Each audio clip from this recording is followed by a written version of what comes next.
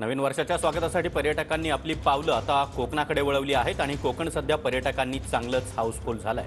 अलिबागमधल्या हॉटेलमध्ये देखील आज मोठी गर्दी पाहायला मिळते।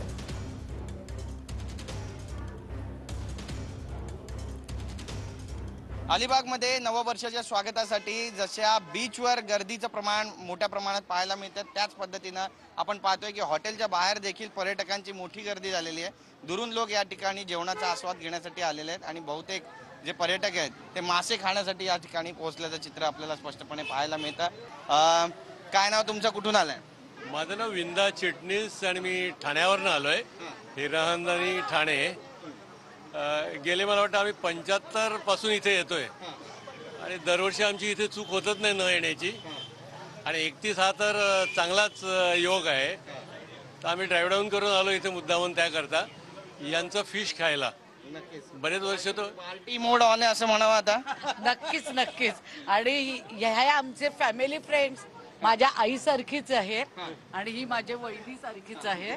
ह्या पवईला राहतात, त्यांना घेऊन आज ह्यांची पार्टी आहे आम्हाला 31 डिसेंबरची।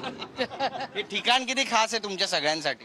एकदम मेमरीज म्हणतात ना, लहानपणापासूनच्या मेमरीज एकदम एच्ड आहेत माइंड वरती, म्हणून आल्यानंतर एकदम नॉस्टॅल्जिक वाटतं इकडे आल्यावरती। आनंद आहे, उत्साह आहे आणि आपण थेट हॉटेलच्या आतमध्ये जाणार आहोत। इथली मेजवानी नेमकी कशी आहे ती सुद्धा आपण या ठिकाणी पाहणार आहोत। तर थेट हॉटेलच्या आतमध्ये आपण जातोय, इथलं ॲम्बियन्स आपण पाहू शकतो।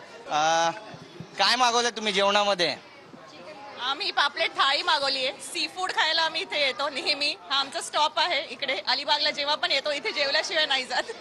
या ठिकाणी आनंदात मेजवानीचा आनंद घेताना आपल्याला या ठिकाणी पर्यटक पाहायला मिळतात आणि पुन्हा एकदा ही सगळी दृश्य आपण या ठिकाणी पाहतोय की बरीचशी मंडळी जी ती या ठिकाणी पोहोचलेली आहे आणि मालवणी पद्धतीचं त्यासोबतच गोवन पद्धतीचं जे जेवण आहे त्याचा आनंद घेण्यासाठी इथली हॉटेल जी आहे ती बहरलेली आहे। कॅमेरा पर्सन योगेश गुरवसा, गिरीश गायकवाड, TV9।